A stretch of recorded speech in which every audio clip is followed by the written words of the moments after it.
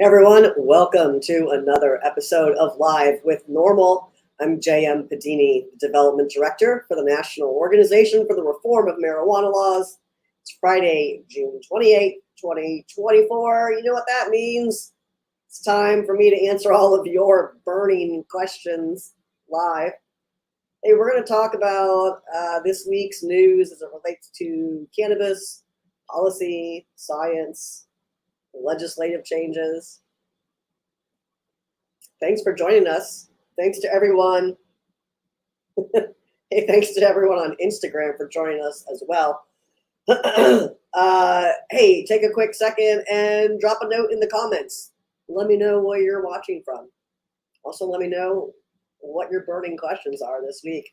Christopher, I literally just said to Jack, who was our producer this week, that some of our regulars like to leave us comments before the show starts.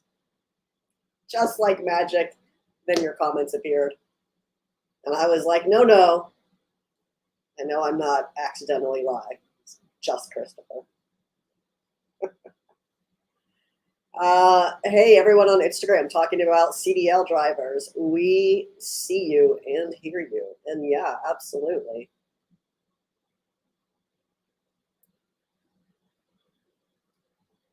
Let's see what we got here. Yes, Christopher, we did watch the debate last night, and I would concur with your sentiments regarding last night's events. Hey, Nick. Hey, Sherry, good to see you, friend. Happy Friday to you. Hey, Randy on Facebook. Good to see you. All right. Either the comments are slow or you all are just quiet today. No questions yet? Let's talk about some news. Talk about some news and maybe give you a little warm up here. Christopher, I'm literally going to choke on my tea. Okay. Oh. Thank you for your question on Instagram about Indiana and NORML in Indiana. Yes, one of our oldest NORML chapters is Indiana NORML. They are very active, and they are, in fact, celebrating their 50th anniversary this year. They have a celebration on July 20th at the Hi-Fi Annex in Indianapolis. You can find, let me get risky here and see if I can tell you Indiana NORMLs. Yep, indiananormal.org. indiananormal.org is their website, so you can connect with them there.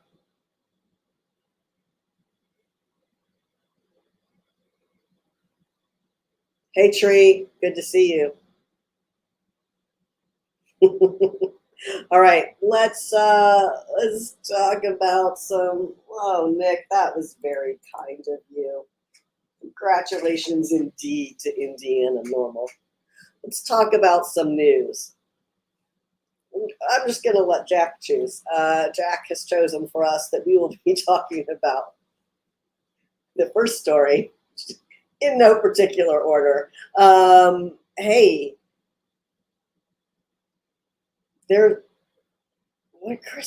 okay, Christopher, we could talk about those too. I don't know what you want to talk about. Hey, and what will come is not news to any of you. Older patients respond favorably to medical cannabis products. Yes, so we reported yesterday on some findings. These findings were from British researchers who assessed the use of cannabis products that are available by prescription in the UK. this was specifically flour or oil, and in patients, in a cohort of patients aged 65 or older. And the authors of this study did conclude that there were consistent improvements across measures of general health and well-being after 3 months of treatment. And these findings from this British study are, of course, consistent with the findings of the other observational studies that we've reported on, in which older patients report significant improvements following the use of medical cannabis, including substantial reductions in pain severity. So read it. Share that with old people you know. Why is it? It's very stuck over there on that Instagram feed. Christopher wants us to, oh, sorry, Nick, you still got your comment up. Christopher wants us to talk about Germany and South Africa, and I presume that's because they both legalized cannabis, right? So did we do it, Christopher? High five. Oh, we will. Happy Friday to you, Ellie. Christopher, thank you for that. Christopher is our field producer. Christopher is letting me know that there are nearly 26,000 public comments so far that have been submitted through the portal for rescheduling. That was a convoluted way of saying that, JM. That's on the events page. Jack. You have until July 22nd, friends, to tell the DEA that cannabis doesn't belong in Schedule 1. Now, this is not as easy of a process as it is when you use our Take Action page to send messages to your lawmakers in support of cannabis legislation. This takes a few more steps, but rest assured, we got you. We have a guide with pre-drafted comments and a link to the portal, so you can open the portal in one tab and copy the comments from the other tab and paste them right in there, hit submit. Of course, add any context that applies to you personally. If you're a healthcare provider and you would like specifically drafted comments for healthcare providers, we have those as well. You can reach out to us at NORML.org and just ask for the healthcare provider version of public comment. And I know this will elicit comments, so let's see what you'll have to say. Hey, Elizabeth on Instagram asks, why is it cutting off half of this? Okay. Elizabeth asks, with proven medical use, if they do reschedule, shouldn't there be protection, regulation, and availability for medical patients in all states? Also, what is happening with THCA? These are two questions, two great questions. Let's break it down. So even, let's say marijuana is rescheduled to Schedule 3.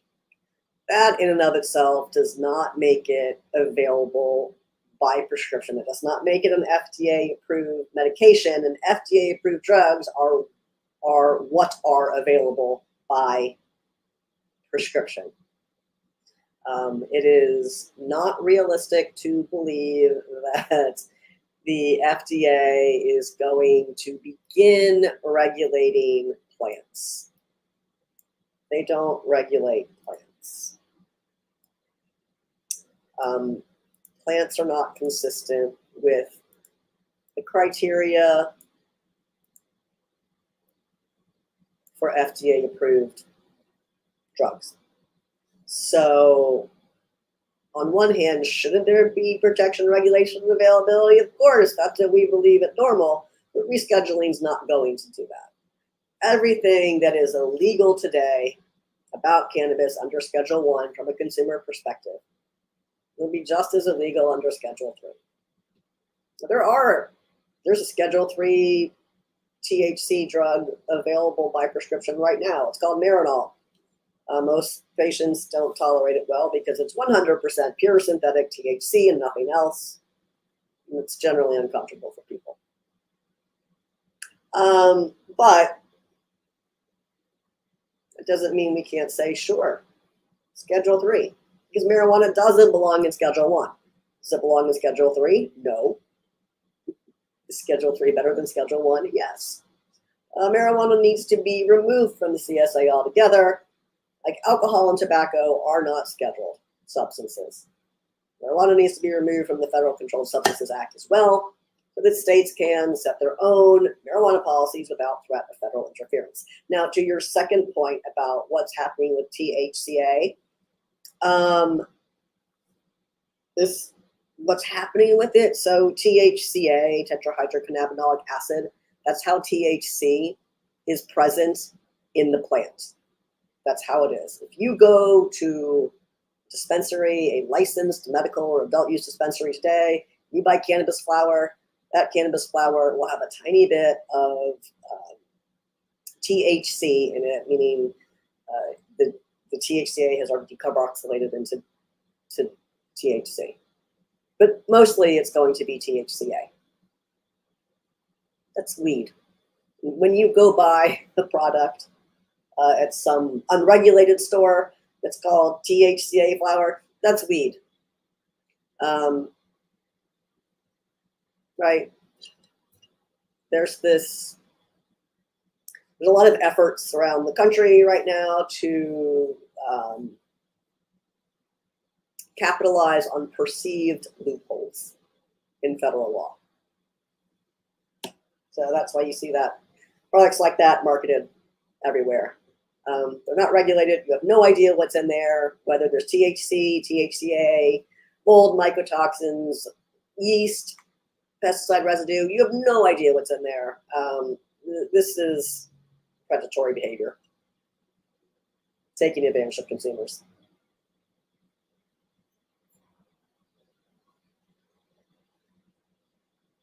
Yeah, I don't know if I don't think it's so much about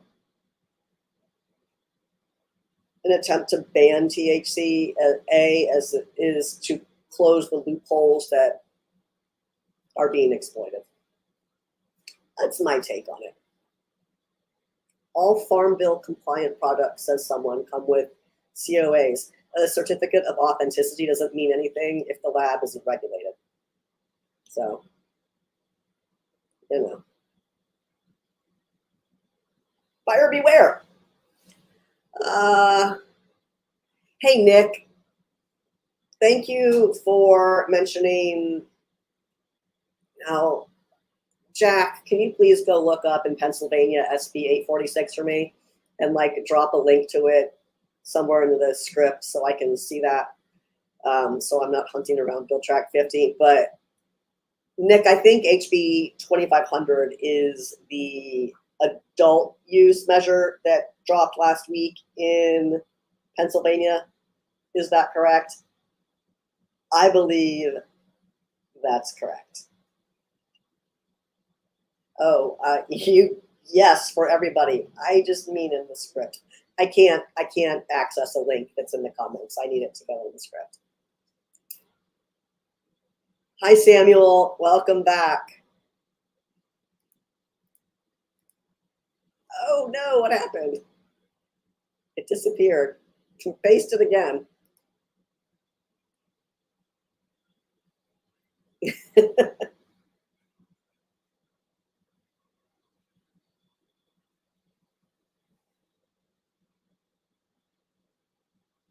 Christopher, I love your comment. Yes, this is exactly what one of the things that moving to Schedule 3 actually would accomplish.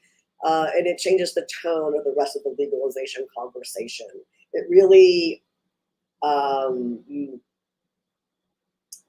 this is largely symbolic, but also incredibly historic. It is the federal government abandoning its flat earth policy position on marijuana, claiming, the federal government has claimed for decades that cannabis has no medical utility, and they've done an about face on that. And they're saying, yes, we do recognize that cannabis has medical utility.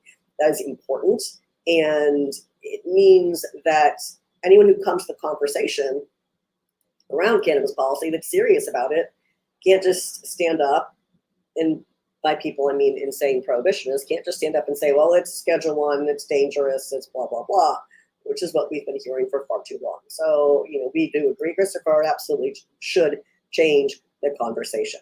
Okay, thank you for that, Nick. Now I have Pennsylvania's 846 in front of me, which is an adult use measure. Is that correct? Yeah, and yes, that's what I know about it. That's what I can see from that.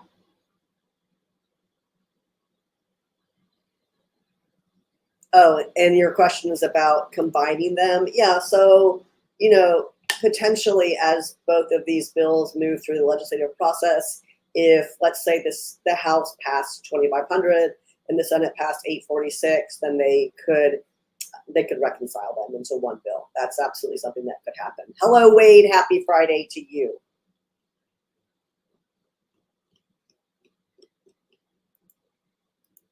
Christopher King. Woof. Give it time, my dude.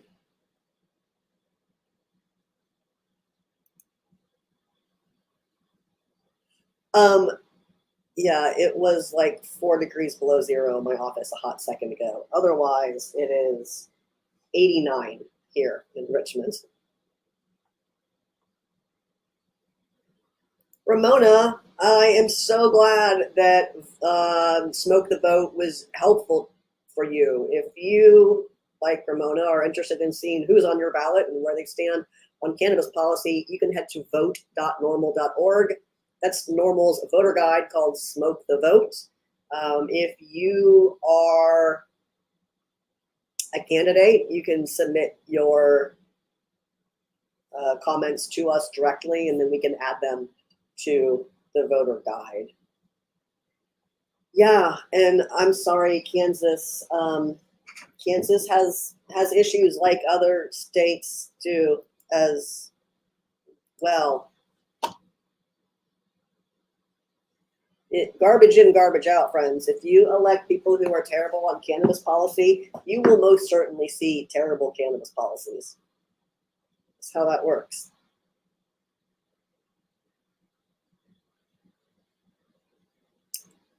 Hey, Mams. Mams has a question about Virginia. And is asking, so the Virginia Cannabis Control Authority Board of Directors met on Wednesday. I was there.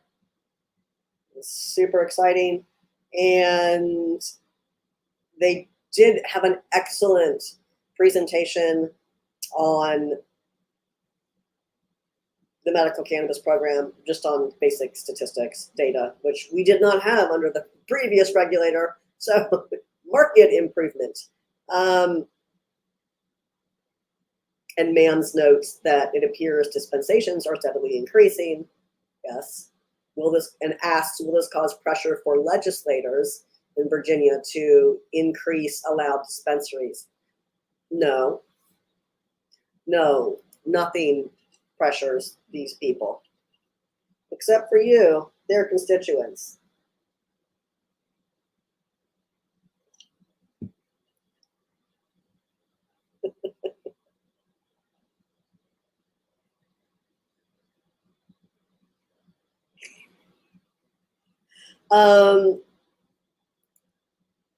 Hi, Louis. I don't know when North Carolina's House is voting on medical. That's a great question. Let's pop in to the Take Action Center together, shall we? And see if Bill Track 50 has anything. No, there's nothing new to tell you according to Bill Track 50, S3, which is the North Carolina Compassionate Care Act, which crossed over to the House, is just still sitting there. Bill Track 50 hasn't updated with any new information.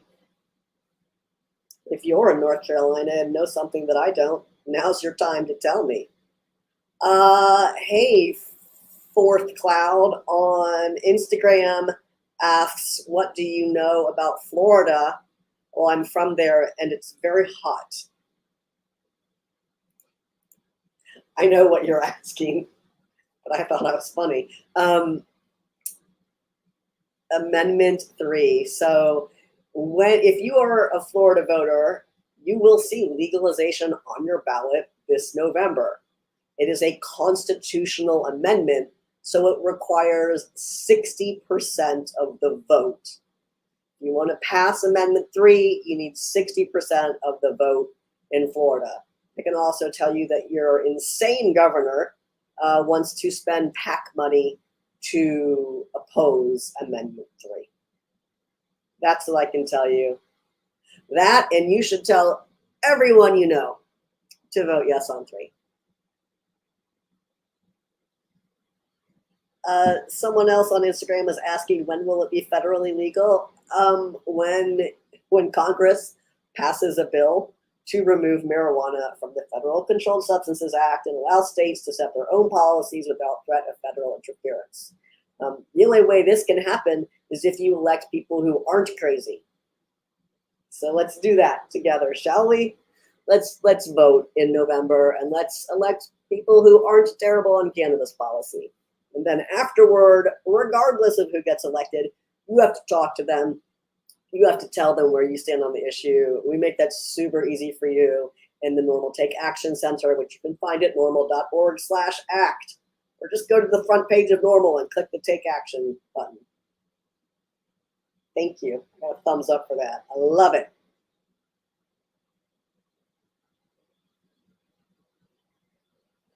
Christopher, bite your tongue. I hope you are right, Christopher, that Florida's amendment does pass by a wide margin. Polling has been very interesting in that state, so let's not count our chickens before they hatch. Let's make sure that everyone in Florida knows to vote yes on 3. Everyone.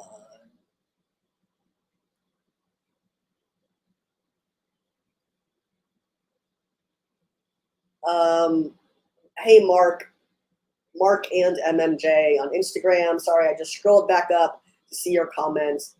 Mark says, I wonder why the DEA didn't mention anything about the federal patient program. Shouldn't the surviving patients be the most listened to on this for the DEA and FDA? I mean, they're getting jankety weed from NIDA, so I don't think they really care what. My honest opinion, I don't think they care what those patients think. What does NORML do for Pennsylvania? We have a great chapter in Pennsylvania, Lehigh Valley NORML. If you're in Pennsylvania and you want to connect with an excellent chapter, even if you're not in Lehigh Valley, still Lehigh Valley NORML. Jeff Reedy is killing it.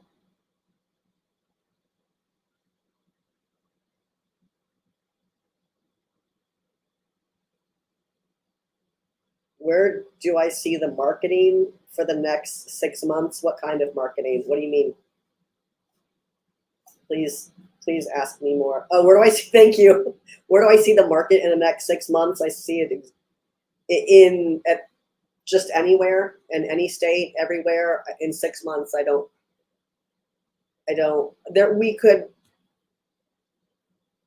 okay, so it will be December. So I kind of see it exactly where it is now. I don't think that there will have been any significant changes between now and December. we will know the outcome, presumably, of the election in Florida. So there could be some forecasting based on that.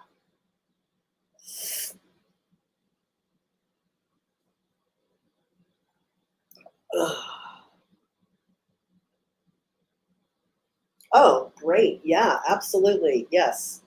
Jeff Reedy is our executive director of Lehigh Valley NORML. They're doing great. What's the latest and greatest for Georgia? It's still Georgia. They still have a clunky medical program that they could do things with and make it better. You heard that Georgia House Republicans are open to the right bribe? That is special, Christopher. I think that's probably true in literally every state, except we call that lobbying.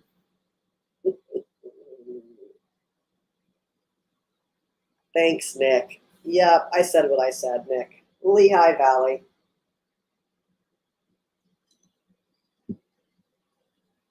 All right, let's get back to some news. Just choosing for me, Jack. Jack's choosing our stories in the order we'll be telling them today. Do you own a home? Do you want to own a home? Are you selling your home? Good news if you are. Homes, and this isn't new. This is we've seen studies and analyses that have very similar results. Homes located near cannabis retailers are more likely than others to appreciate in value. It is roughly $4,400 on average. Homes located in towns with dispensaries experienced on average an annual increase in home values of $4,400. These findings are consistent with those of several other studies, which have reported increased home values for properties located close to licensed cannabis establishments, but also in those states that have enacted legalization. So thanks to Tomo for that latest analysis. We don't have anything to do with them. I just know that they did it, and it's nice to say thank you. Which story are we doing next, Jack? I'm going to answer Rostaman's question. Rostaman asks, if it gets moved to Schedule 3, will I be able to use my HSA for medical marijuana? No. That's the down and dirty answer. No. Look, you're not going to go to CVS anytime soon. You're not going to go to CVS and buy joints from your pharmacist. So. Hi, Mike. Welcome back. Oh, we're doing the CBD one. Great. There was a clinical trial done. You know how they love to say, oh, it's not a clinical trial. Well, this one is. Clinical trial done on oral CBD, and this is just CBD. It is not a product called CBD. It's literally CBD. I think it was 300 milligrams was a dose. But the clinical trial found that oral CBD is safe and effective for patients suffering from mild to moderate anxiety disorders. It's a phase 3 study. They used a CBD oral solution.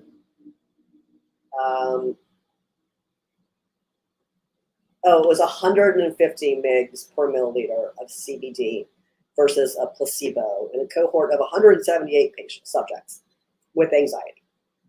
It's a 15-week study. Trial. Yes, mids from Walgreens, exactly. I can't wait to see which one. All right. I think this is going to be the most popular one, Jack. If you haven't noticed, I like to pick the one that's going to be the most popular. I think it's this one.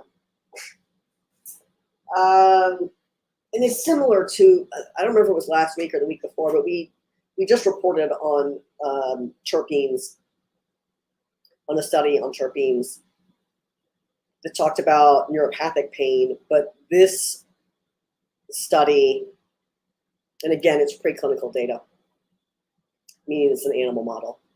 This one looked at anti-cancer effects. And they, in this study, preclinical trial, they used extracts that contained caryophyllene and humulene. And not only do they have potent analgesic effects, which we knew from the previous preclinical data, but also that they have anti-cancer properties. So they use mice in this preclinical trial. It's typical for animal models. And not only did the cannabis extracts reduce neuropathic pain, but they, quote, significantly inhibited tumor growth.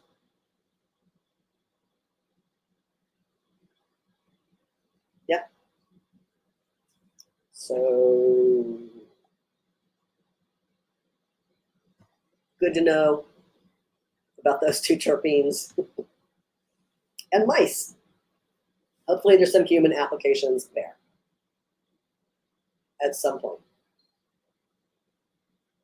Hey, if you're watching on Instagram and you want to read these news articles, great. You can find them all on the NORML website at norml.org. They're either going to be on the front page or they're going to be in the news section.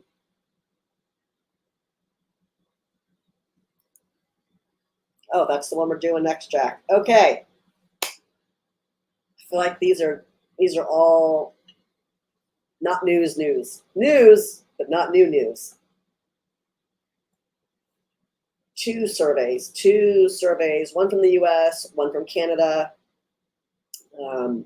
that this blog reports on these two surveys with very similar findings. Cannabis consumers do report drinking less alcohol after legalization. This is not a new point of information. We've reported on this before, but these two additional survey findings are an important addition to this growing body of literature and offer support for the notion that in some instances cannabis can act as an intervention for certain people seeking to reduce their alcohol consumption.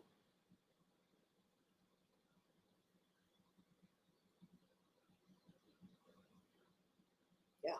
What do you think about that? Anyone have thoughts about that? Alcohol versus cannabis? It's not a battle royale, just curiosity.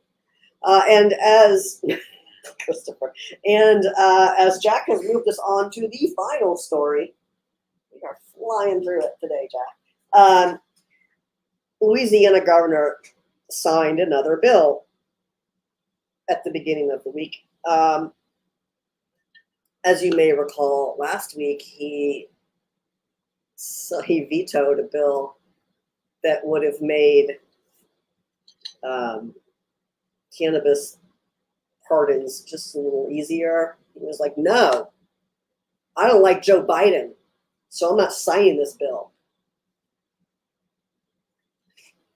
Okay, buddy. But he did sign a bill to decriminalize possession of marijuana paraphernalia. That takes effect in Louisiana on August 1st. Now, this is just decrim for paraphernalia, okay, in Louisiana. Today, possessing marijuana paraphernalia in Louisiana is punishable by up to 15 days in jail and a $300 fine. But under the new law, again, it takes effect August 1st, under the new law, first-time offenders will face only a $100 fine. Second-time offenders will face up to a $500 fine. Good job, Louisiana. So much progress. I mean, listen, I'm being sarcastic because obviously not going to jail for over 2 weeks is a huge improvement. But also absurd that having a cannabis consumption device can land you a $100 fine. Beginning August 1st.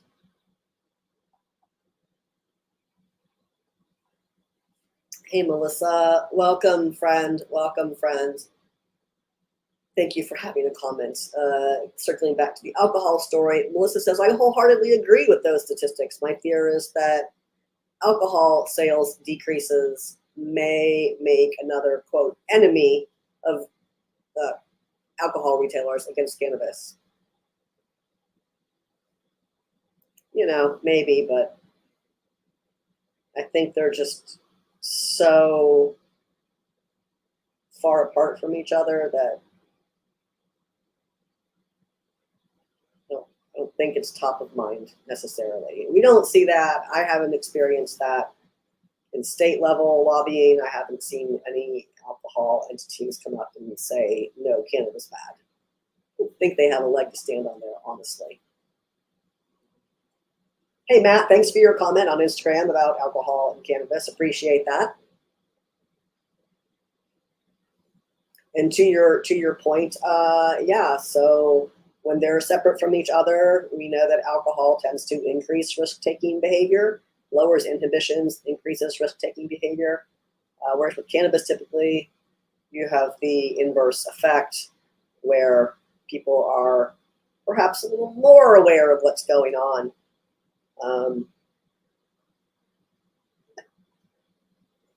They don't experience that inhibition reduction like you do with alcohol.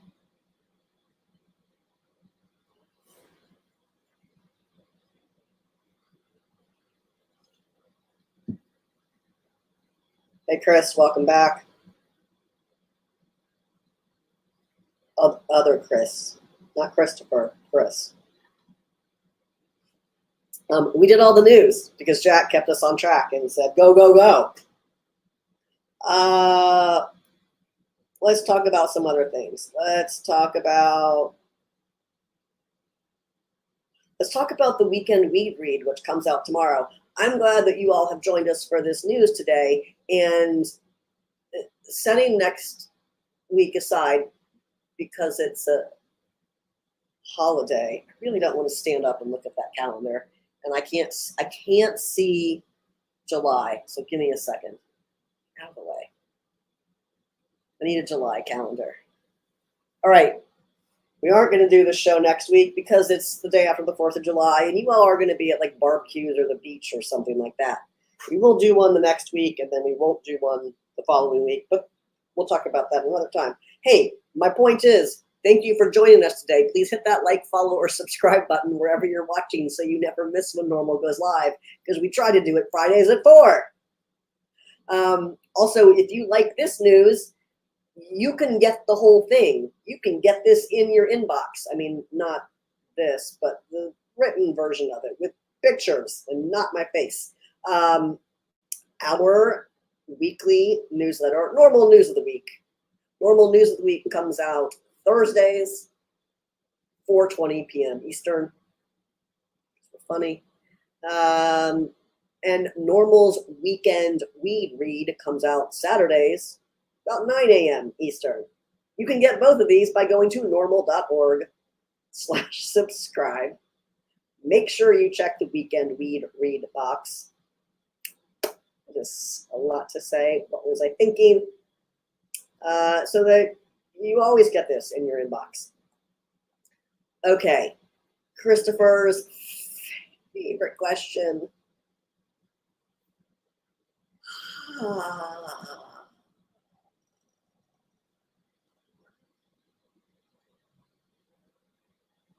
don't know what you're saying, Wade.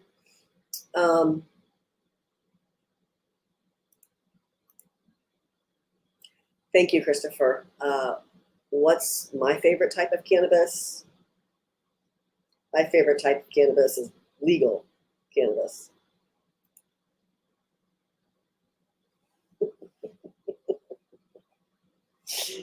Oh, always entertaining, Christopher. Okay, what else? I want to tell you about NORML Election Central. It looks like another ballot measure may be added in Dallas. We'll keep you posted. If it is, we'll add it to NORML Election Central. You can follow all of the ballot measures there.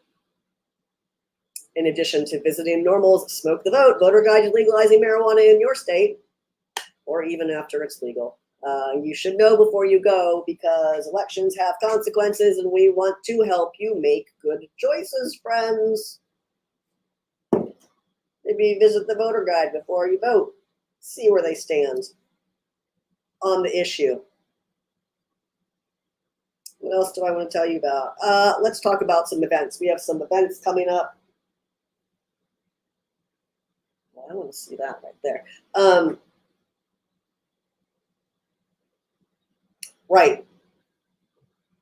Sundays at 11 a.m. Eastern, our Suncoast NORML chapter does a podcast called The Rotation. You can stream that on YouTube. That's on Suncoast NORML's YouTube.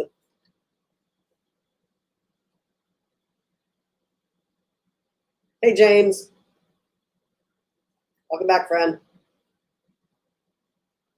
Check out The Rotation by Suncoast NORML at 11 a.m. on Sundays on YouTube. And I'll go back up one more, Jack. Let's do Indiana NORML. Indiana NORML is hosting their 50th anniversary celebration July 20th at the Hi-Fi Annex in Indianapolis. You can get tickets for that. If you're watching on Instagram, go to indiananormal.org. Hey, Big Water, thank you for watching. There we go. The last one. Oh, well, no. Let's do one more. Hey, don't forget, I just want to make sure everyone has all the information. Don't forget to tell the DEA that cannabis doesn't belong in Schedule 1. You have up until July 22nd to do that. And we have made it super easy for you with our guide, because otherwise it's not quite that easy. It's not a click and send. You've got to find the portal, open the right thing. We got you. We got all that for you in our guide. If you are watching on Instagram and you want to find this, you can just go to the front page of NORML. It's going to be the third slider. The pictures that move across the top of the webpage. Going to be the third one. We have comments prepared for you. You can copy and paste those into the portal and submit your public comments. We are close to 26,000 comments for the DEA to sort through. So make sure you submit yours. Hey, Fusion Developer, thank you. Fusion Developer says you can submit a letter to the DEA without giving them your full name and address. You can submit it as anonymous. Thanks for sharing that with everyone, Fusion. Appreciate that.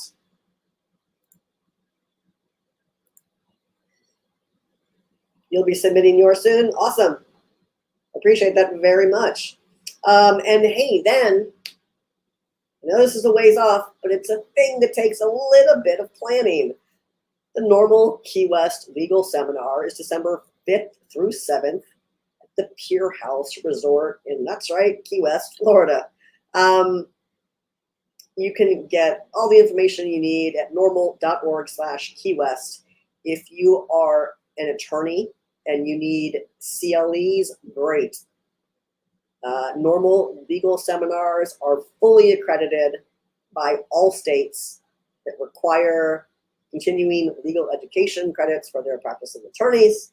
If you aren't an attorney or you just don't need the CLEs, good news, we have a discounted rate available for you. It's at normal.org/Key West. What else do I want to tell you? I'm also gonna find this. Where is it? I don't know where it is. Do you want some NORML merch? Cool. Go to the NORML store. June is almost over, but you can still get our coming out green collection items year round. So if you're in a weird state like Virginia, where you have Pride in September, you get to wear those items twice. I mean, you can wear it anytime, but you could wear it in June and then again in September. Check that out. Chris says, we have broken the 26,000 mark in TEA comments submission. David, yeah. David mentions the debate and that they didn't talk about marijuana.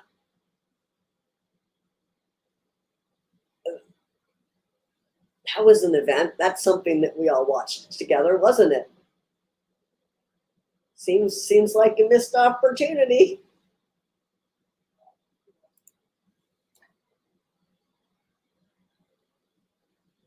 The NORML store, it's a web store that you can get stuff in. You can get shirts and mugs and buttons and pins and books. That's what you can get there. You're welcome. It was really painful to watch, wasn't it, Woodyard? God. Woof. All right, that was it. We did it. Jack is a beast. He just kept us going. Get through this show. Thanks for joining us, Christopher. Thanks to everyone who joined us. It's getting very warm in my office, so I'd like to open the door and not be turning bright red anymore. I appreciate you all so much for joining us. I love answering your burning questions every Friday at 4 o'clock Eastern. So make sure you hit that like, follow, or subscribe button so you don't miss when NORML goes live. I hope you all have a fantastic weekend. And as always, I'll see you back here next time. Bye-bye.